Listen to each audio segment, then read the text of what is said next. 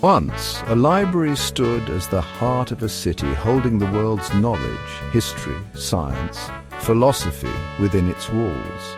It was a beacon for scholars, a monument to human ambition, and a promise of progress.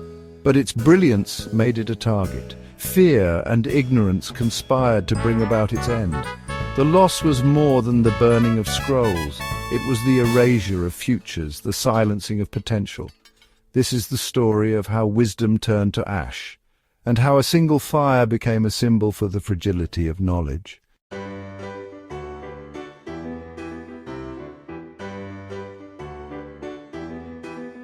In Alexandria's final days, one mind shone brightest, Hypatia, scientist, philosopher, and teacher. She broke barriers, taught leaders of all faiths, and embodied the ideals of reason and tolerance. Her influence was profound, but her brilliance made her a target in a city torn by division. Hypatia's murder marked the end of an era, the extinguishing of the ancient world's last great light. To understand the library's fate, we must first understand hers.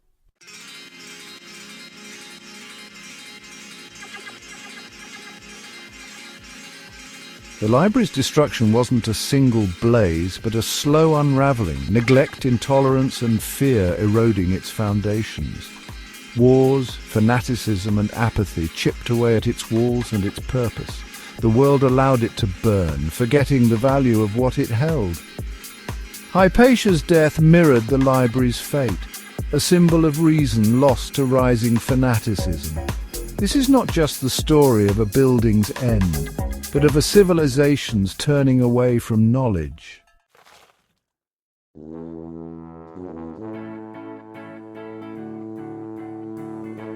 The library was born from a king's vision to make Alexandria the world's intellectual heart. It was more than a building. It was a living experiment in human curiosity and collaboration. Scholars from across the world gathered, sharing ideas and discoveries in a spirit of optimism. The library's founding declared that knowledge was power and that progress belonged to all. For centuries, it stood as a testament to what humanity could achieve when united by curiosity.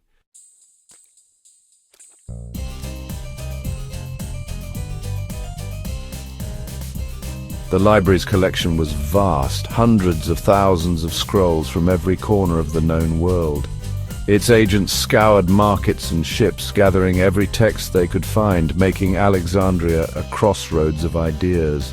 Knowledge was centralized, catalogued, and made accessible, a world library before its time.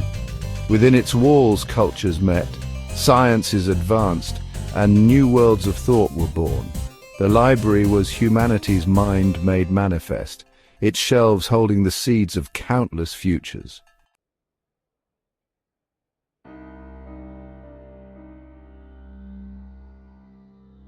More than a storehouse, the library was the world's first research university, a haven for scholars to think, debate, and create.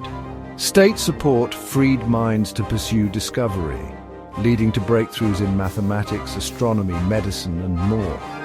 Innovations like the first library catalogue and scientific dissections began here, shaping knowledge for millennia. The library's daily life was vibrant, lectures, experiments, and the relentless pursuit of understanding. It was an engine of progress, proving that when knowledge is nurtured, civilization flourishes.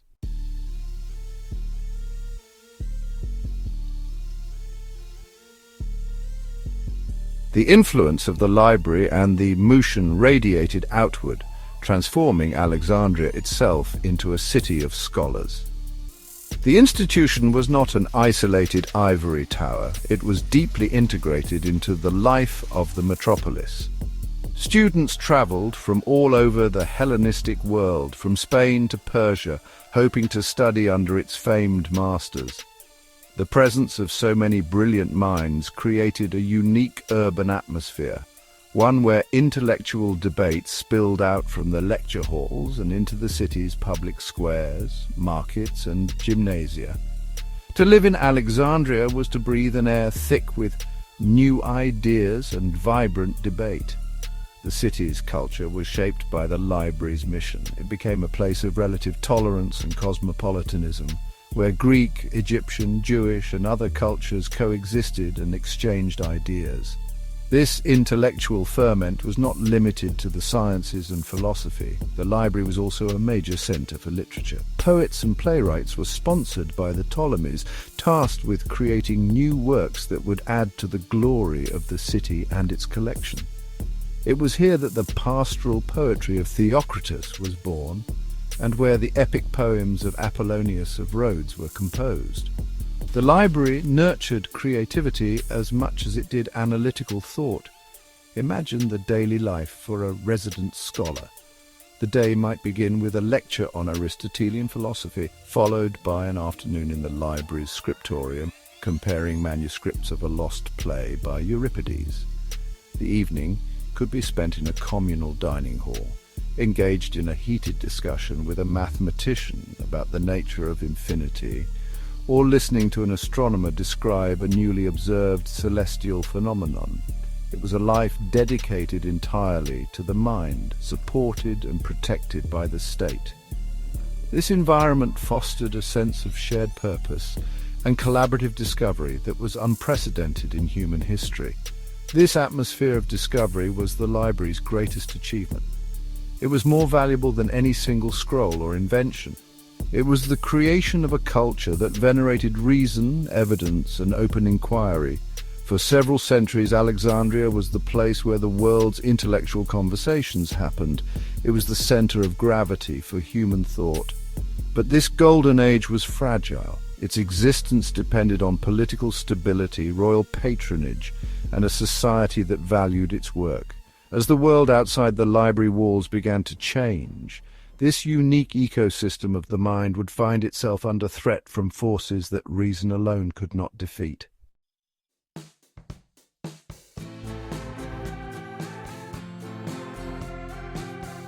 To speak of what was lost is to speak of ghosts. It is to chase echoes and sift through rumors because the destruction was so total, so absolute. The knowledge that vanished from Alexandria was not just a collection of books. It was a library of possibilities, an encyclopedia of futures that were never realized. Imagine for a moment what it would mean to lose not just one book, but the very concept of the book itself. This is the scale of the tragedy. The scrolls contained more than just the history of the ancient world. They contained the foundations for a world that could have been radically different from our own. We are left with fragments, tantalizing clues found in the surviving works of those who studied there. We hear whispers of a complete 38-play collection by the Greek tragedian Euripides, of which we now have only 19. We know of the comprehensive histories of the ancient world written by the Babylonian priest Berossus, works that could have filled in the vast silent gaps in our understanding of early civilization. These were not just minor texts, they were the masterworks of their time, the pillars of ancient literature and history, now reduced to footnotes and fleeting mentions in other, lesser works that happened to survive the flames of history. Think of the philosophy.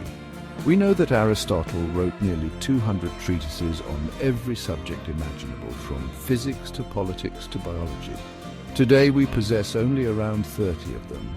How many of those lost works were housed in Alexandria? How many of his dialogues, which were praised in antiquity for their beauty, vanished forever? The library held the collected wisdom of the Stoics, the Epicureans, and the early skeptics, entire schools of thought that we now only understand through the biased or incomplete accounts of their rivals. We lost not just answers, but entire ways of asking questions about the human condition. The loss is a void, a gaping hole in the story of humanity. Every time a historian confronts a dead end, every time an archaeologist finds a ruin with no context, they are feeling the phantom limb of Alexandria. It is the silence where a voice should be, the darkness where a light once shone. The scrolls that turned to ash were not merely artifacts. They were living conversations, dialogues between the past and the future that were abruptly cut short. We are left to forever wonder what they might have told us, what wisdom they held, and what warnings we failed to hear because they were silenced.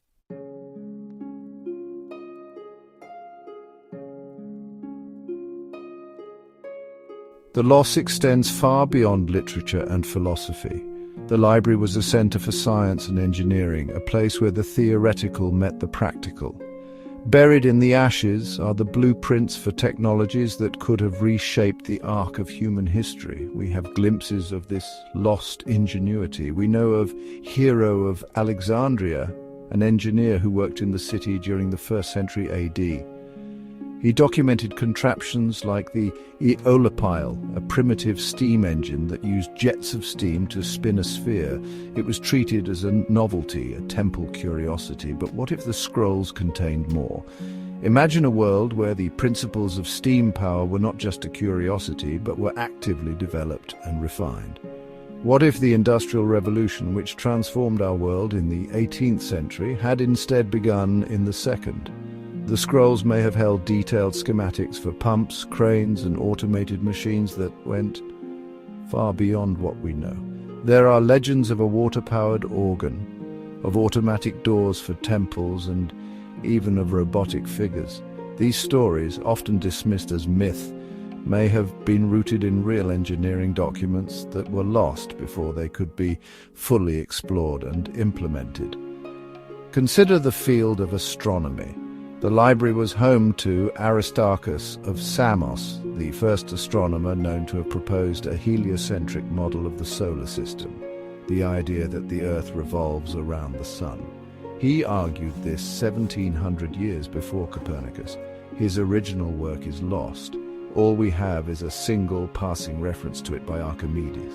Did the library hold his full calculations? Did it contain detailed star charts, models of planetary motion, and theories of the cosmos that would have made the later conflict between Galileo and the Church entirely unnecessary? The knowledge was there, waiting. We are left with technological ghosts, like the incredible Antikythera mechanism, a complex astronomical clock recovered from a shipwreck. This device, with its intricate system of bronze gears, proved that ancient engineers possessed a level of mechanical sophistication we previously thought impossible. It predicts lunar and solar eclipses and tracks the movements of the planets. No text that fully explains its construction has survived. It is a lonely artifact, a testament to a world of lost knowledge. One can only wonder how many other devices like it, or even more advanced, were described in the scrolls that lay on the library's forgotten shelves.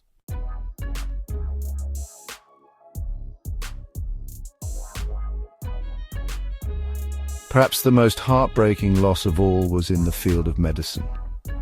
In Alexandria, for a brief and brilliant period, the study of the human body was freed from the constraints of religious taboo. Physicians like Herophilus and Erasistratus were permitted to perform human dissections, an act that would become unthinkable in Europe for the next 1500 years. They were the first to distinguish between motor and sensory nerves, to identify the brain as the center of the nervous system, and to accurately describe the valves of the heart. They were the fathers of anatomy, and their writings formed the core of the library's medical collection. Their complete works are gone. We know of them only through the writings of later physicians like Galen, who studied their findings centuries later, but whose own work contained critical errors that would lead medicine down the wrong path for a millennium. The original detailed anatomical atlases of Herophilus, which must have been masterpieces of scientific observation, vanished. Imagine the progress that was halted. The understanding of disease, of surgery, of the very mechanics of life was set back by centuries. How many millions of lives were lost to plagues and illnesses that might have been understood or even cured? The knowledge was astonishingly advanced. These early anatomists differentiated between arteries and veins. They developed a sophisticated theory of blood flow and respiration. They performed delicate eye surgeries and developed a vast pharmacopoeia of herbal remedies based on systematic observation. All of this was meticulously documented. The library held hundreds of medical treatises detailing surgical procedures, diagnostic techniques, and case studies. It was a clinical database, without parallel in the ancient world, a treasure trove of practical, life-saving information that was simply erased from existence. When we think of the Dark Ages and the crude, often brutal medical practices that defined it, we must remember that it was not an age of ignorance, but an age of forgetting. The knowledge to do better had already existed. The path to modern medicine had been charted, but the map was burned. The slow, painful rediscovery of anatomy during the Renaissance was not a true discovery at all. It was a recovery mission, a desperate attempt to reclaim the ground that had been lost when the medical scrolls of Alexandria were allowed to crumble into dust. The cost of that loss is measured in human suffering.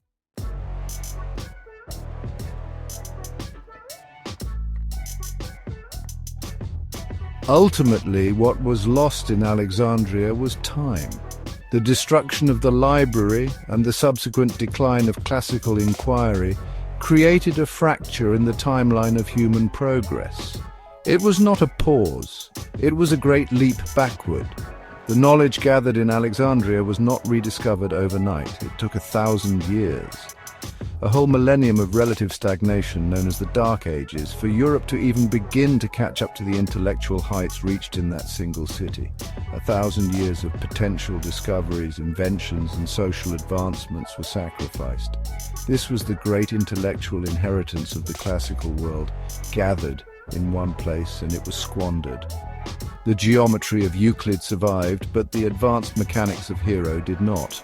The philosophy of Plato was preserved, but the experimental science of Strato was lost. The firebreak in history was selective. It seemed to favor abstract thought over practical, empirical investigation. The world that emerged from the ashes was one that looked more to divine revelation for answers than to observation and evidence. The very spirit of the library, curiosity for its own sake, was extinguished. What would our world look like if that knowledge had not been lost? It is the great what-if of history. Would the scientific revolution have occurred in the 6th century instead of the 16th? Would the Age of Enlightenment have dawned before the first millennium was even complete? It is impossible to know for sure, but the potential is staggering. We might have navigated the globe with advanced instruments centuries before Columbus, understood the cosmos centuries before Galileo, and fought disease with effective medicine centuries before Pasteur. It represents 1,000 years of lost momentum. This is the true legacy of the library's destruction. It is not just about the specific scrolls or the individual inventions. It is about the silencing of a way of thinking. The library represented a world where logic, reason, and evidence were the highest values. Its loss created a vacuum that was filled by dogma, superstition, and fear. The fire that consumed the scrolls was less destructive than the intellectual chill that followed. It was a fire that burned for 1,000 years, and in its long, cold shadow, humanity shivered, waiting for a dawn that had already come and gone.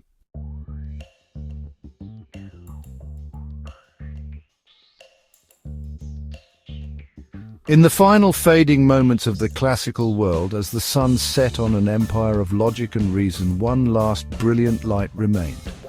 Her name was Hypatia. Born around 355 AD, she entered a world teetering on the brink of profound and violent change.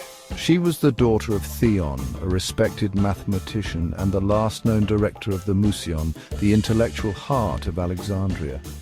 Raised within the hallowed, scroll-filled halls that her father oversaw, Hypatia was immersed in knowledge from her earliest days. She did not just inherit a legacy of scholarship, she was destined to become its most formidable and final champion in a world that was rapidly forgetting its value. Hypatia was not merely a student of the past, she was a creator of the future, a true intellectual force in her own right. She excelled in fields that were almost entirely closed to women, shattering every convention of her era. In mathematics, she was not content to simply teach the classics. She authored insightful commentaries on the works of giants like Diophantus, the father of algebra, and Apollonius of Perga, whose work on conic sections was foundational.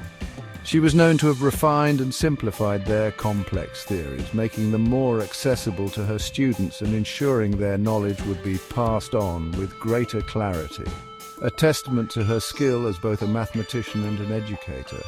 Her genius was not confined to the abstract world of numbers. Hypatia was also a gifted astronomer and inventor, a practical scientist who sought to understand the cosmos through direct observation and clever engineering. Ancient sources credit her with improving the design of the astrolabe, a complex handheld instrument used to measure the positions of the stars and planets, effectively an analog computer for the ancient astronomer. She is also associated with the invention of the hydroscope, a device used to measure the density of liquids. Her mind was constantly at work, seeking new ways to chart the heavens and quantify the world around her. This combination of theoretical brilliance and practical skill made her a singular figure in the late Roman Empire. In an age when women were expected to be wives and mothers, confined to the domestic sphere and silent in public life, Hypatia was a celebrated public intellectual. She wore the simple robes of a scholar, not the fine clothes of a noblewoman, and moved freely through the city, engaging in intellectual discourse with the most powerful men of her day. Her very existence was a defiant statement, a living embodiment of the Hellenistic ideal that the pursuit of wisdom was the noblest calling of all, open to any mind capable of the journey.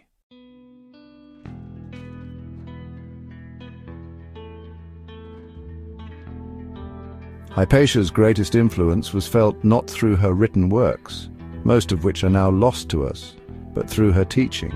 She was the head of the Neoplatonic school in Alexandria, a philosophical tradition that sought to synthesize the teachings of Plato with elements of logic and mysticism. Her lecture hall became one of the most prestigious centers of learning in the entire Mediterranean. To study with Hypatia was the highest aspiration for any young man of intellectual ambition, regardless of his background or his faith. She taught a philosophy that transcended the bitter religious divides that were beginning to tear her city apart. Her curriculum was rigorous and all-encompassing. She began her students with a firm grounding in mathematics, believing that an understanding of logic and order was the essential first step toward higher philosophical truths. From there, she led them through the complexities of astronomy, teaching them to see the divine order of the universe reflected in the elegant, predictable dance of the celestial bodies. Only after this scientific foundation was established did she guide them into the deeper, more abstract questions of metaphysics, ethics, and the nature of the soul.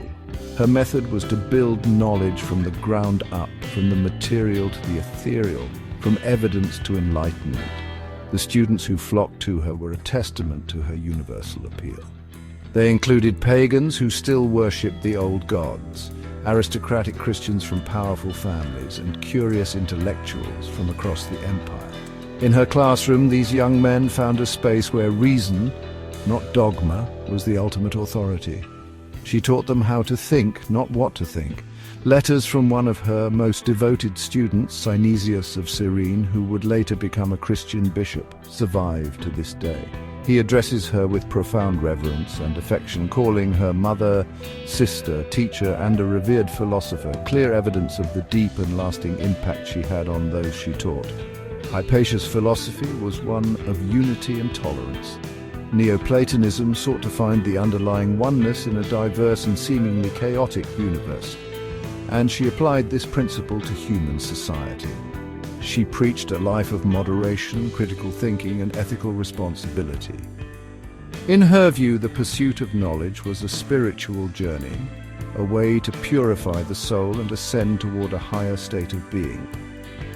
This message of intellectual and moral elevation stood in stark contrast to the increasingly simplistic black and white ideologies that were gaining power in the streets of Alexandria, offering a path of contemplation in an age of growing fanaticism.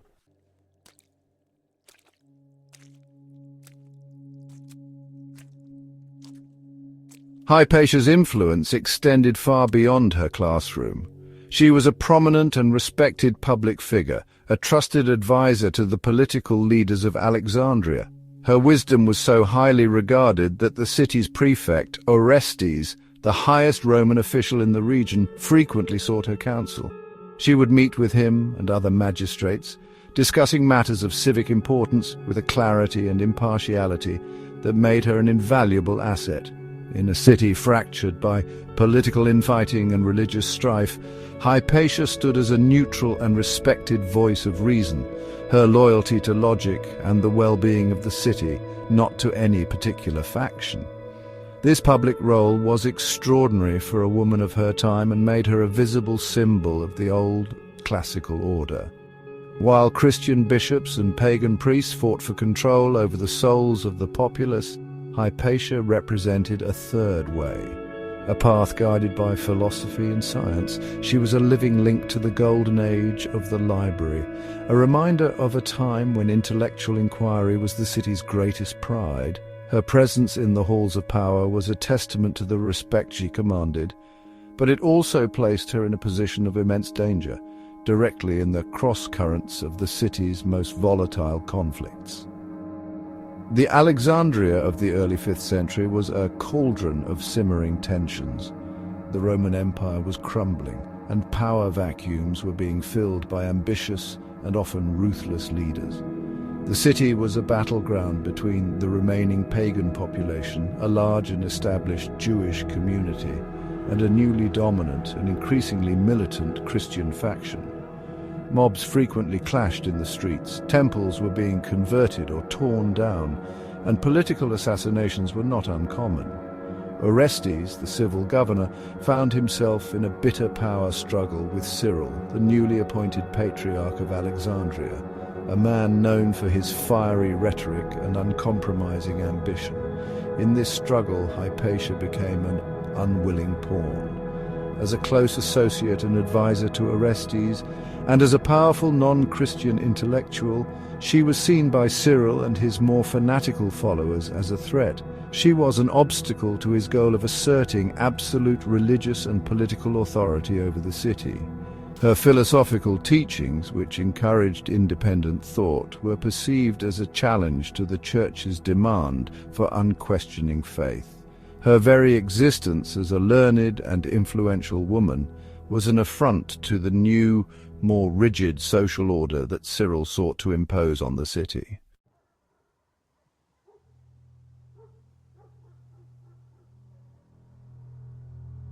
The political climate in Alexandria grew more toxic by the day, and Hypatia found herself at the center of a vicious smear campaign. Rumors began to circulate among the city's uneducated masses, carefully crafted to turn public opinion against her. She, a pagan philosopher who taught logic and astronomy, was accused of being a sorceress, a witch who used black magic and diabolical instruments to ensnare the city's prefect and turn him against the true faith. Her scientific tools, like the astrolabe, were twisted in the public imagination into instruments of evil, and her philosophical gatherings were portrayed as sinister pagan rituals. This propaganda was brutally effective. It transformed Hypatia from a respected scholar into a dangerous political enemy in the eyes of Cyril's followers. She was blamed for the ongoing conflict between Orestes and the Patriarch, accused of hardening the prefect's heart and preventing a reconciliation that would grant Cyril the power he craved. The complex political struggle was reframed as a simple story of good versus evil, the pious Christian bishop against the pagan witch who held the city's governor in her thrall. For the fanatical mobs whipped into a frenzy by inflammatory sermons, the solution became terrifyingly simple. To save the city, the witch had to be eliminated. The storm finally broke in March of 415 AD during the Christian season of Lent, a time of heightened religious fervor. As Hypatia was traveling through the city in her chariot, she was ambushed by a mob. They were led by a man named Peter, a minor church official known only as the Lector. This was not a spontaneous act of violence, it was a planned and targeted assassination. The mob was composed of parabolani, a brotherhood of monks who officially served as nurses for the poor, but who often acted as Cyril's private militia, his enforcers on the streets of Alexandria. They dragged her from her chariot, a respected philosopher and elderly stateswoman, and pulled her through the streets with savage fury. Her destination was a church, the Caesareum, which had once been a pagan temple built by Cleopatra. Inside this recently consecrated Christian sanctuary, the mob committed an act of unspeakable barbarity. In the name of their god, they stripped her naked, and using sharpened oyster shells, they flayed the flesh from her bones. Then they dragged her mangled remains outside the city walls, where they burned them on a pyre, ensuring that nothing of her would remain. That day, the last light of the classical world was extinguished.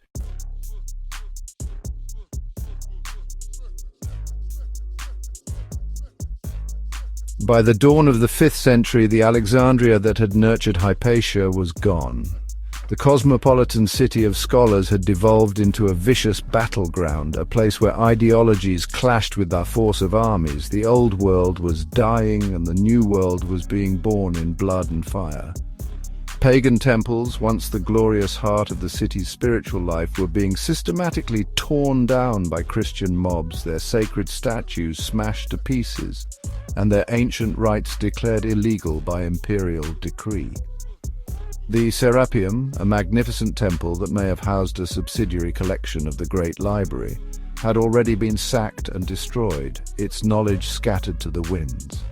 The conflict was not merely between pagans and Christians. The Christian community itself was violently fractured, a house divided against itself. Different theological factions fought pitched battles in the streets, arguing over the very nature of Christ with a ferocity that left hundreds dead. Bishops behaved like warlords, commanding private militias and using intimidation and violence to assert their dominance. The authority of the Roman Empire, once absolute, was collapsing under the weight of internal corruption and external threats. The government in Alexandria, represented by the prefect Orestes, was losing its grip, unable to control the surging tides of religious fanaticism that swept through the city's populace. Into this maelstrom of hatred and chaos stood Hypatia. She was more than just a person, she had become a symbol. To her followers and to the civic authorities, she represented the city's glorious past, an era of tolerance, logic, and enlightened discourse. She was a beacon of reason in a world that was rapidly succumbing to the irrational. Her classroom was one of the last places in Alexandria where individuals from different faiths could meet not as enemies, but as fellow seekers of truth. She embodied an ideal of unity and intellectual harmony that the new powers rising in the city could neither understand nor tolerate. For the zealots, however, she symbolized something else entirely. She was the embodiment of everything they sought to destroy: pagan wisdom, secular authority, and the intellectual pride of the Greek philosophical tradition. Her close relationship with the prefect Orestes made her a political target, while her status as a powerful, unmarried and non-Christian woman made her a social and religious one. In a city looking for scapegoats, Hypatia was the perfect candidate. She was the past resisting the future, a final, defiant obstacle to the establishment of a new, uncompromising world order, built not on reason but on absolute faith and obedience.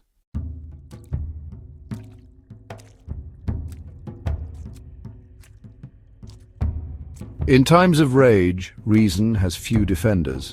Logic is a quiet voice, easily drowned out by the roar of a crowd. Hypatia's greatest crime, in the eyes of her enemies, was her intellect itself.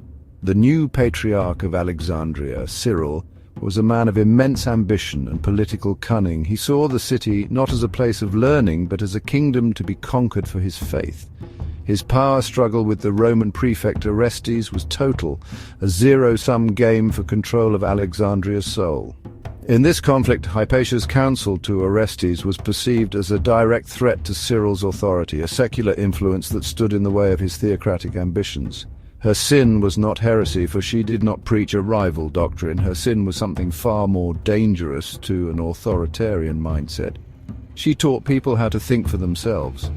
Her philosophical school encouraged skepticism, critical inquiry, and the weighing of evidence. Mental habits that are poison to any ideology that demands blind faith. Cyril and his followers could not defeat her in a battle of ideas, for her intellectual arsenal was far superior, so they chose to fight her on a different battlefield, the battlefield of the streets, using the weapons of fear, slander, and mob violence, where her logic was powerless. The propaganda campaign against her was insidious and brutally effective. The very tools of her science were demonized. The astrolabe she used to map the stars was twisted into an instrument of witchcraft. Her mathematical formulas were portrayed as magical incantations. Her philosophical discussions were rumored to be dark, pagan conspiracies.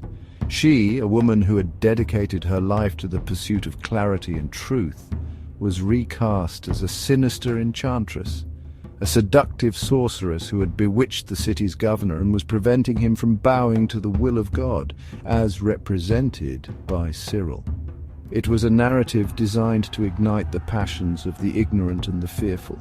This transformation of a scholar into a demon was a necessary act for those who wished to see her destroyed. It allowed them to justify the unthinkable. By dehumanizing her, by turning her into a monster, they could absolve themselves of the crime they were about to commit. They were not murdering a brilliant philosopher, a respected teacher, and a civic leader. They were cleansing the city of a corrupting evil.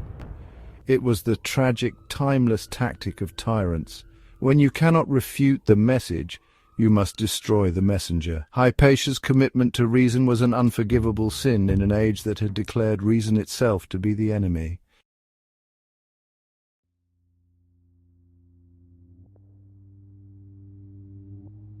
In the spring of 415 AD, the whispers and rumors finally exploded into open violence. During the solemn Christian season of Lent, a time of supposed piety and reflection, the mob came for Hypatia. As she made her way through the city, she was ambushed. This was no random act of street violence, it was a carefully orchestrated plot. The mob was led by a man named Peter the Lector, a reader in the church, and was composed of the Parabolani, monks who acted as Cyril's brutish enforcers. They were the fist of the new religious order, and they were sent to make a terrifyingly public statement. They tore her from the safety of her carriage, this esteemed woman of 60 years, and dragged her through the dusty streets like a common criminal. The destination was symbolic, a place chosen to maximize the horror and the message of the act. They took her to the Caesareum, a former pagan temple that had recently been converted into Alexandria's main Christian cathedral. Inside this sacred space, this house of God, they committed an act of unimaginable savagery. They stripped her of her scholar's robes, and with sharpened pieces of pottery or oyster shells, they flayed her alive, scraping the flesh from her bones while she still breathed. Her ordeal did not end there. The mob, not yet sated in their fury, dragged her butchered limbs out of the church and through the city gates to a place called Sinaron. There they built a pyre and burned what was left of her, reducing the greatest mind in Alexandria to a handful of ash and bone. The act was a ritualistic annihilation. They sought not just to kill her, but to erase her, to wipe her memory from the face of the earth.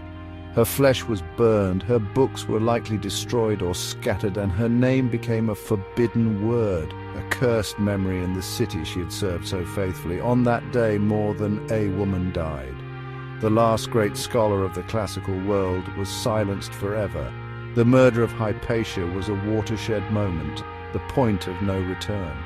It sent a chilling message to every other philosopher, scientist, and free thinker in Alexandria and beyond. This is the price of dissent. This is the fate of those who cling to the old ways of reason and logic. It was an act of intellectual terrorism, and it worked. The philosophical schools of Alexandria fell silent. The age of inquiry, which had burned so brightly for 7 centuries, was finally and brutally extinguished.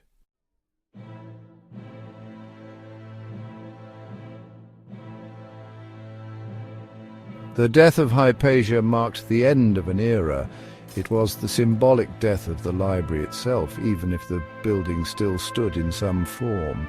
An institution is more than its walls and its collection. It is the people who use it and the spirit of inquiry that animates it. With the murder of its most brilliant living mind, that spirit was broken. Who would dare to publicly teach philosophy after this? Who would risk their life to study the stars or debate the nature of the universe? The intellectual life of the city retreated into the shadows, terrified of attracting the attention of the fanatics who now ruled the streets. The scrolls that remained on the shelves, if any did, became relics of a dead age. They were no longer sources of vibrant debate and new discovery, but dangerous artifacts from a pagan past. The culture that had produced them, a culture that valued doubt and questioning, had been replaced by a culture that demanded certainty and obedience. A book that questioned the established dogma was not a tool for thought, but a vessel of heresy. The slow death of the library, which had been happening for decades through neglect and budget cuts, now accelerated into a terminal decline. There was no one left to defend it. In the years and decades that followed, the intellectual vibrancy of Alexandria faded completely. Scholars either fled the city, converted to a more politically acceptable way of thinking, or simply fell silent. The great engine of knowledge production seized up and fell quiet. The legacy of Hypatia became a cautionary tale, a ghost story whispered among the fearful. Her name was effectively erased from the official history written by the victors, her immense contributions to mathematics and science deliberately forgotten. It would take over 1,000 years for her story to be rediscovered and for her to be reclaimed as a martyr for science and reason. This is how an age of reason truly ends. It does not end with a single book burning or one building falling. It ends with a change in the human heart. It ends when fear becomes more powerful than curiosity, when dogma becomes more comforting than doubt, and when the violence of the mob is allowed to triumph over the quiet pursuit of truth. The murder of Hypatia was the moment that fear won, and in the silence that followed her death, the last scrolls of the great Library of Alexandria were left to crumble, not in a great fire, but in the profound and chilling darkness of a world that no longer cared to read them.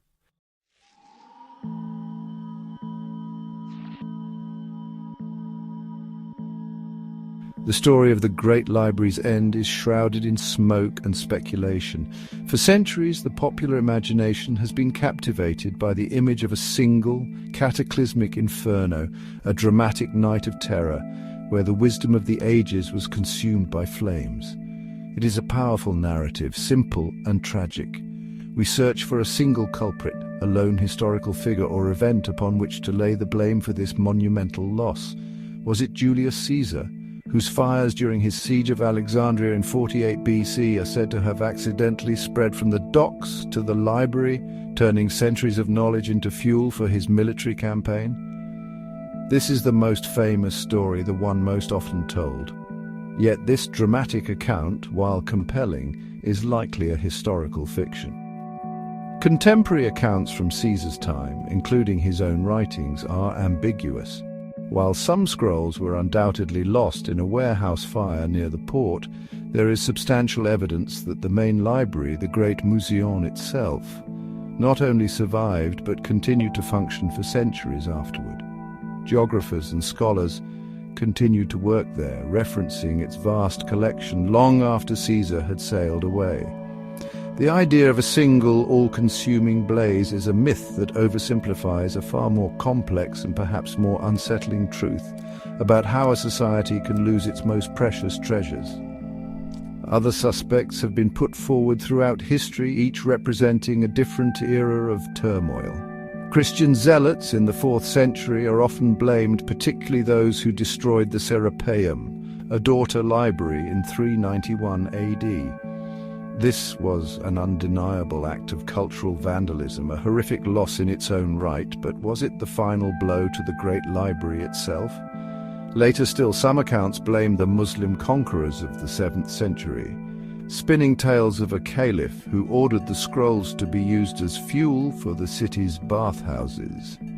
Yet these stories only appear centuries after the fact, and are now widely discredited by historians as political propaganda. The search for a single fire, for a single moment of destruction, is ultimately a search for a simple answer to a painful question. It is more comforting to imagine a swift, violent death than to confront the possibility of a slow, agonizing decline. A great fire gives us a clear villain and a clear moment of tragedy. The reality, however, is far more insidious. The library was not murdered in a single night of passion. It was the victim of a prolonged illness, a gradual decay that was far less cinematic but infinitely more tragic. The flames that people imagine are a distraction from the real cause of death.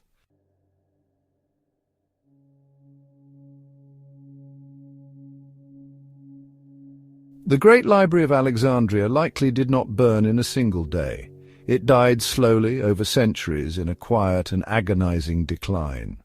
Its death was one of 1,000 cuts inflicted by political instability, economic hardship, and most devastatingly, profound cultural change. The vibrant intellectual ecosystem that had been so carefully cultivated by the Ptolemaic kings began to wither as the Roman Empire, which had absorbed Egypt, fell into its own long period of crisis. Royal patronage, the lifeblood of the Musian, dwindled. Budgets were slashed, the generous salaries that had once attracted the world's greatest minds were cut, and scholars began to seek support elsewhere or abandon their pursuits altogether. As the money dried up, so did the library's mission. The aggressive acquisition of new scrolls ceased. The meticulous work of copying and cataloguing slowed to a halt. The building itself, once a gleaming monument to knowledge, likely began to fall into disrepair. Imagine the slow decay, leaking roofs that allowed precious scrolls to be damaged by damp dust gathering thickly on shelves that were no longer consulted, and corridors that once echoed with vibrant debate falling increasingly silent. The library was becoming a ghost of its former self, a mausoleum of knowledge rather than a living center of research and discovery.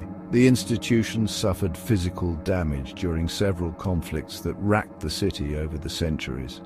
The civil wars of the Roman Empire, local riots, and imperial crackdowns all took their toll. Each skirmish, each period of unrest likely chipped away at the collection, with scrolls being damaged, looted, or simply lost in the chaos. There was no single event that destroyed it, but a relentless series of blows from which it never fully recovered. The library was a delicate organism, and the environment in which it had once thrived had become irrevocably hostile. It was being starved, neglected, and forgotten. This slow decay is a far more disturbing narrative than that of a great fire. It suggests that the library was not destroyed by an external enemy, but was allowed to die by the very society it was meant to serve. The people of Alexandria and the wider Roman world gradually lost their reverence for what it represented. War became more important than wisdom. Dogma became more comforting than discovery. The scrolls were not seen as treasures to be saved at all costs, but as irrelevant relics of a bygone era. The library did not burn, it simply faded away, its light dimming year by year until there was nothing left but darkness.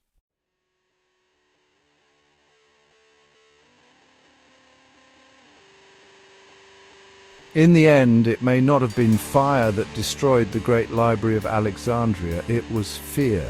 Fear was the true arsonist, the invisible flame that consumed the scrolls more surely than any torch. It was the fear of new ideas that challenged established beliefs. It was the fear of questions that had no easy answers.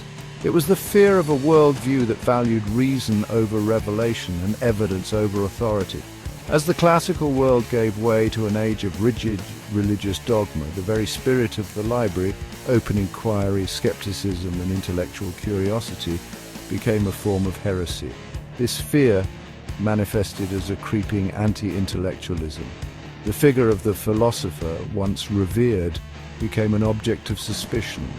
The work of the scientist, once celebrated, was recast as dangerous meddling with the divine order. The murder of Hypatia was the ultimate expression of this fear. She was killed not for what she did, but for what she represented. A world where the human mind was free to roam wherever it wished. Her death was a brutal message that the age of questions was over. The age of answers, answers provided by faith and enforced by violence, had begun. In this new climate of fear, a book became a dangerous object. A scroll that contained pagan philosophy or scientific theories that contradicted scripture was not just wrong, it was evil. It was a source of corruption that needed to be neutralized. And so the books became heresy. The desire to preserve them was replaced by an impulse to destroy them, or at the very least to ignore them until they crumbled into dust on their own. The greatest library in the world could not survive in a world that had become afraid of what was written inside it. This is the fire that nobody saw. It was not a physical blaze that lit up the night sky, but a quiet internal fire that burned in the hearts of men. It was the fire of intolerance, of fanaticism, of the certainty that one's own truth is the only truth. This fire did not need to burn the building down. It only needed to burn away the will to protect it. It needed to burn away the culture that had given it life. The library's final destruction was not an event, but a process.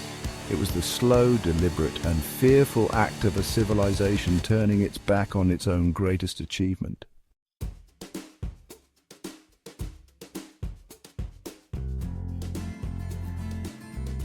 Let us dare to imagine the unimaginable. What if the library had survived? What if its knowledge had not been scattered and its spirit had not been broken?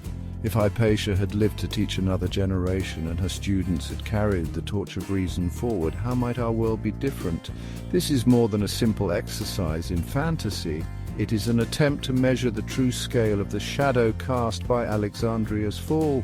We must consider a world where the timeline of human progress was not fractured, where the great conversation of the classical age was never interrupted but continued to evolve century after century, without the 1,000-year silence of the Dark Ages. In this alternate history, the wisdom of the ancients would not have needed a dramatic and painful rediscovery during the Renaissance. It would have been a living, breathing part of the world's intellectual heritage all along. The works of Aristotle on logic and biology, the heliocentric theories of Aristarchus, the engineering marvels of Hero, these would have been the foundational texts for an unbroken chain of scholars. The scientific method, which was already taking root in Alexandria, would have been refined and practiced continuously. Imagine for a moment a world where the empirical, evidence-based approach to understanding nature was not an exception, but the rule for 2,000 years. The social and political landscape would have been transformed. The philosophical ideals of reason, tolerance, and ethical governance championed by Hypatia and her predecessors might have tempered the rise of religious dogmatism. Perhaps the brutal wars of religion that scarred Europe for centuries could have been mitigated or even avoided entirely in a world where intellectual pluralism was more deeply entrenched. If the habit of critical thought had been more widespread, societies might have been more resilient to the appeals of fanaticism and tyranny. The very concept of a dark age would be absent from our history books, replaced by an era of steady, uninterrupted enlightenment. This is not to say it would have been a utopia. Humanity would still have faced its share of conflict, greed, and disaster. But our capacity to respond to these challenges would have been immeasurably greater. Armed with a more advanced understanding of science, medicine, and engineering, and guided by a more mature philosophical tradition, we would have been better equipped to build a more just and prosperous world. The loss of Alexandria was not just a loss of information, it was a loss of momentum. We were a civilization running at full speed, and we tripped and fell, spending the next millennium just struggling to get back on our feet.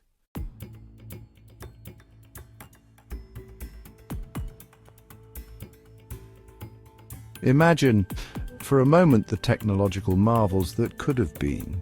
If the library's knowledge had been built upon, not lost, the scientific revolution might have dawned 1,000 years early. Hero of Alexandria's steam engine, the Eolipile, might have transitioned from a temple curiosity into a true engine of industry. Could the power of steam have been harnessed by the 5th or 6th century? We might have seen Roman-style factories, steam-powered ships crossing the Atlantic in the age of the Vikings, and perhaps even railroads connecting the great cities of a Byzantine or Carolingian empire. The Industrial Revolution, with all its transformative power, might have reshaped the medieval world into something we can barely conceive of. Medical science, in particular, would have followed a radically different path.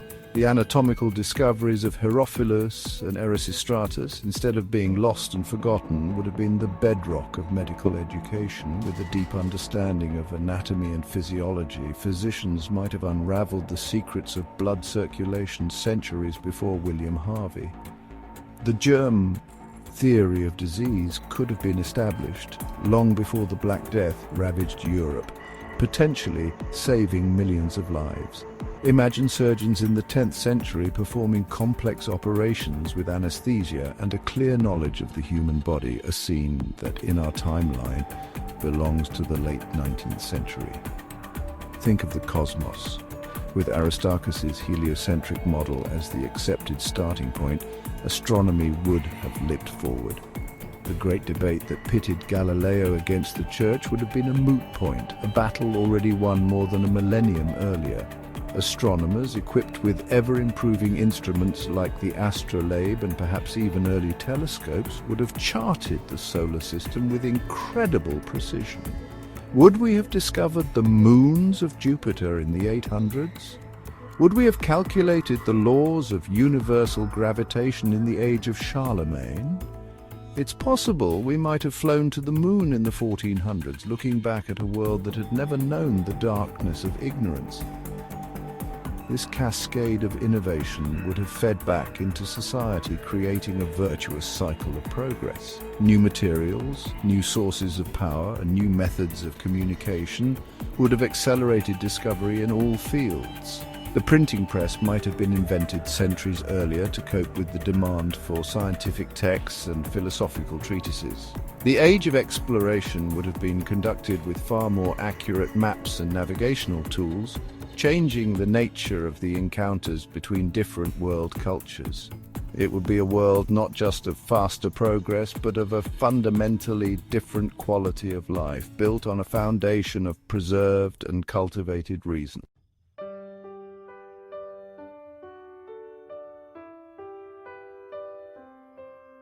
The alternate world we imagine is not just one of gleaming technologies and early scientific breakthroughs. It is also a world that might have avoided immense human suffering. The cost of forgetting Alexandria's knowledge is measured in lives. How many millions perished from plagues that could have been understood and contained with the medical knowledge that was lost? How many women died in childbirth for lack of the anatomical wisdom that Alexandrian physicians had already discovered? How many societies were crippled by famines that better agricultural science and engineering, the kind practiced by the Hellenistic world, could have mitigated? The loss of the library was a humanitarian catastrophe of staggering proportions. Consider the social cost. The 1,000 years of silence were also 1,000 years where superstition often reigned supreme over justice. The witch trials that terrorized Europe for centuries were fueled by an ignorance and fear that stood in direct opposition to the logical, evidence-based worldview championed by Hypatia. In a world that had not lost its respect for reason, would such mass delusions have taken hold so easily? The philosophical traditions of ethics and law, which were being refined in Alexandria, might have led to more humane and just legal systems, sparing countless individuals from torture and wrongful execution. The end of reason was not an abstract intellectual event. It had brutal, tangible consequences for ordinary people. The cultural loss is perhaps the most profound. We lost not just scientific facts, but entire ways of seeing the world. We lost countless poems, plays, and histories that would have enriched our understanding of the human experience.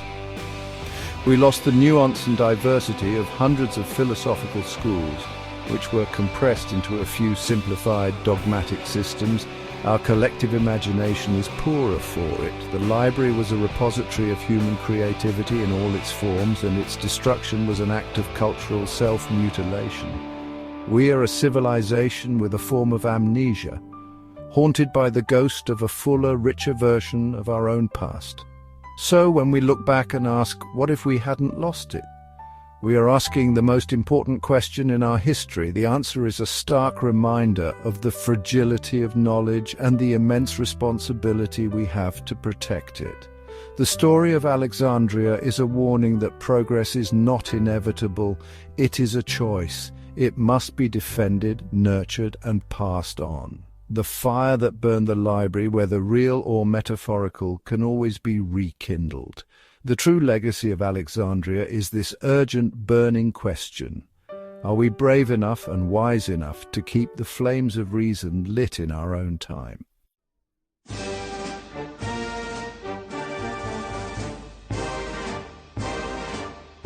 The Library of Alexandria is gone. The marble has crumbled, the scrolls have turned to ash, and the voices of its scholars have long since fallen silent. We cannot reclaim what was lost in the fires of history, whether they were the swift flames of war or the slow burn of societal neglect. The physical building, a monument of wood and stone, has vanished from the earth, leaving behind only whispers and legends. It exists now only as a ghost in our collective memory, a symbol of a future that was stolen from us, a paradise of knowledge that was lost before its fruits could fully ripen. Its destruction stands as a permanent scar on the story of human progress. But a library is more than its physical form. It is an idea. It is the radical and profoundly optimistic belief that knowledge should be gathered, preserved, and shared. It is the conviction that by understanding our world, we can make it better. This idea did not die with Hypatia, nor did it turn to dust with the last forgotten scroll. It is an idea that is far more resilient than stone and far more enduring than papyrus. It is an idea that lives within the human mind itself, waiting to be rediscovered, waiting to be rebuilt, not in one single location, but in countless places across the globe. That idea, that foundational concept, still burns.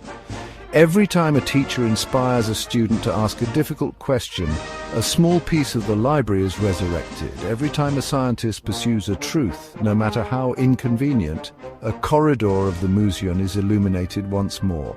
Every time an artist creates, a poet writes, or a philosopher debates, they are channeling the very spirit that animated that ancient city of light. The library was never just about the scrolls it held, it was about the curiosity that drove men and women to write them, and the passion that drove others to seek them out and learn from them. And so the library is rebuilt every day. It is rebuilt in our modern universities, in our public libraries, in our research laboratories, and on the vast, interconnected web of digital information that spans the planet. Each of these institutions, in its own way, is a spiritual successor to that great wonder of the ancient world. They are the scattered fragments of a dream that was too powerful to be destroyed completely. The great Library of Alexandria is no longer a single place. It has become a global network, a decentralized testament to the enduring power of human curiosity.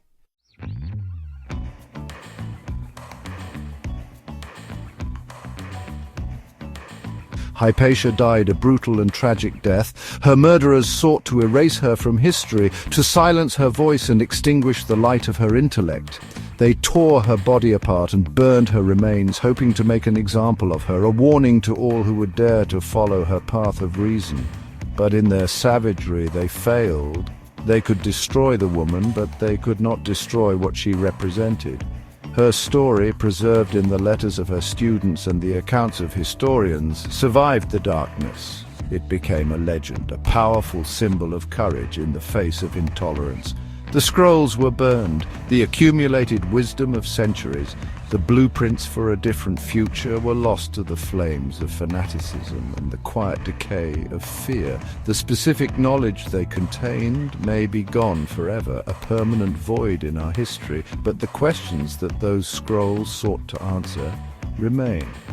The fundamental mysteries of the cosmos, the complexities of the human heart, and the search for a just and ethical society are as urgent today as they were 2,000 years ago.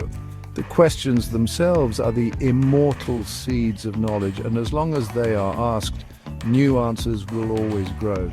The fire of Alexandria, the one that truly matters, was never the one that consumed the papyrus. The true fire is the spark of curiosity in the human mind.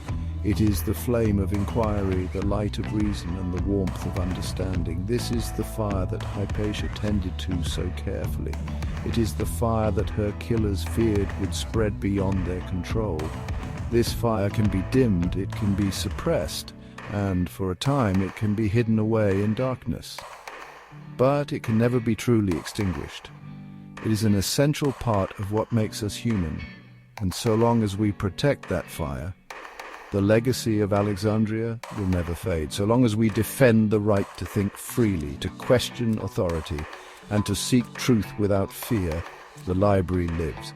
So long as we create spaces for open debate and shield our scholars, scientists and artists from the mobs of intolerance, its spirit endures.